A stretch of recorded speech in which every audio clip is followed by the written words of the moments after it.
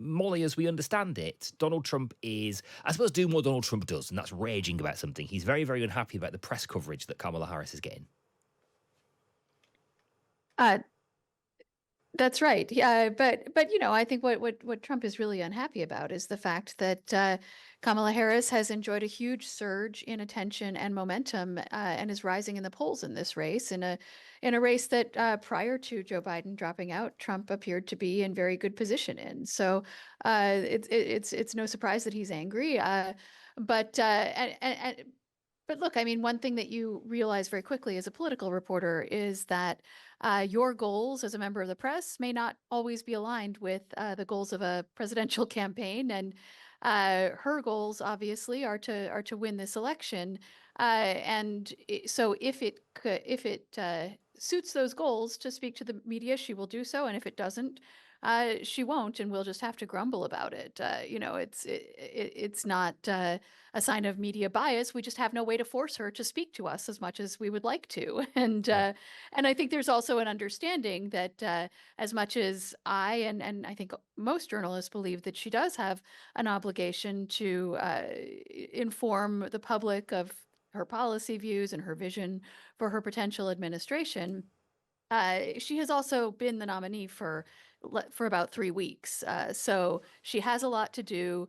I think if she hasn't given more interviews and been more available in an unscripted fashion, a few weeks from now, the grumbling will certainly get louder, but there's certainly been an understanding that she's had to hit the ground running very fast, and there's a lot of things on her plate. Can we just deal with that central charge, Joanna, though, which is that the coverage of Kamala Harris and her entering the race has been quite positive, potentially. There's this really stunning front cover of Time magazine, isn't there, where she's sort of looking out into the distance. It's a sort of, it looks sort of like a pencil drawing of her, doesn't it? Like a sketch drawing of her, and she's looking out into the distance. Her moment is the text on the front cover of Time magazine, and it's a sort of basically a profile of her. It's a piece about her, but she hasn't given them an interview. It could also be said that there are other media outlets who are kind of framing her entrance into the race as being this big, refreshing moment for the Democrats, and that she's closing the gap and all those things. It might just be, Joanna, that all of those things are true. Yeah. I think they are true.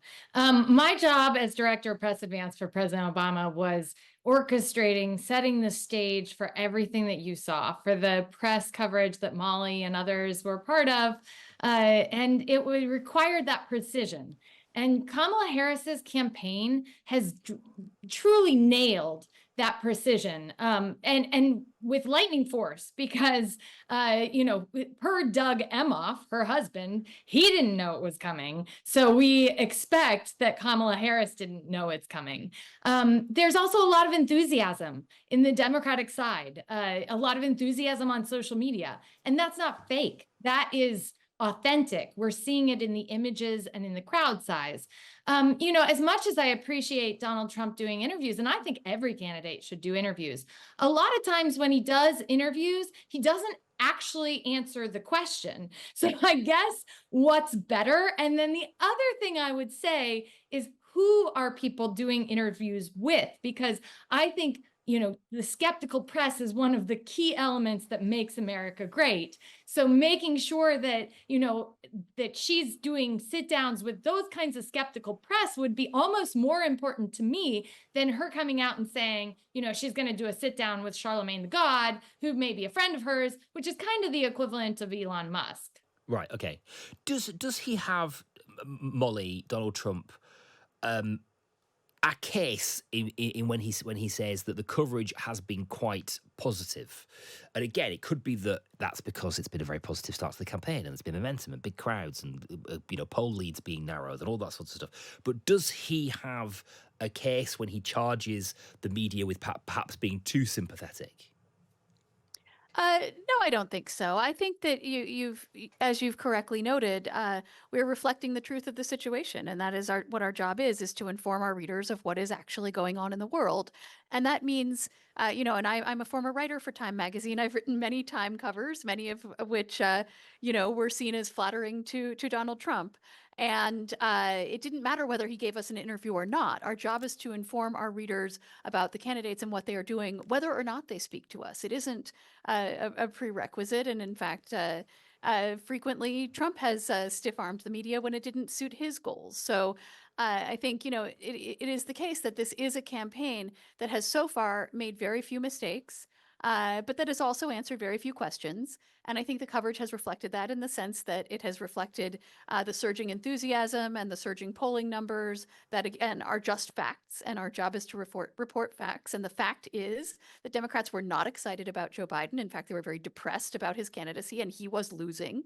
And they are very excited about Kamala Harris's candidacy. This wasn't something that we knew was coming or indeed orchestrated, right? It could have been the case that when she assumed her place on top of the ticket, people hated it, or she made a lot of mistakes. And in that case, that's what the coverage would have been. But in this case, she's had a quite smooth and successful rollout, and voters have responded with great enthusiasm. We're often accused of being too favorable to Donald Trump when we accurately report the enthusiasm that his supporters have for him. And it's the same phenomenon that part of our job as political reporters is to reflect accurately what is happening on the ground for these candidates. And in this case, we have a candidate who, unlike her predecessor, Democratic voters are broadly quite enthusiastic about. Okay, that's interesting. Joanna, let's just return to the strategy here from the Harris camp. Because clearly there is an effort to not do an interview, right? She won't have had a shortage of requests from all corners of the media to have a one-on-one conversation with her. Maybe even just a pool interview. I think she's done about 70 seconds or so with a gaggle of journalists at one point. It's clearly a strategy. What is it? She hasn't prioritized it. I would say that that's clear.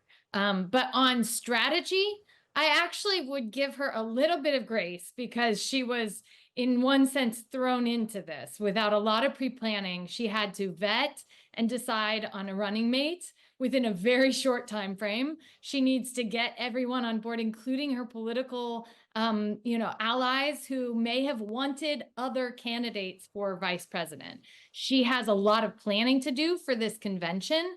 She's reshuffling staff because, of course, the team that had been there had been very close to Biden. So I do not doubt she is going to do an interview. And I hope, like I mentioned earlier, that it's with a skeptical journalist, that it is an interview in which she is able to show her true priority plans for America, what she's going to do.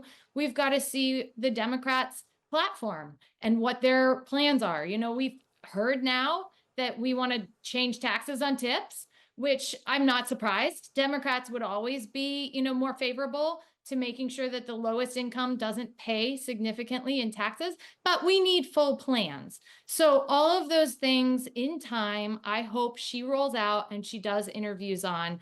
I just, what Molly's saying is Democrats didn't want it to be this way. We didn't want to have a faceplant at the first debate. It was embarrassing, but I think now you're seeing a lot of Democrats rally behind, and she's trying to move that enthusiasm into a victory in now just over 80 days.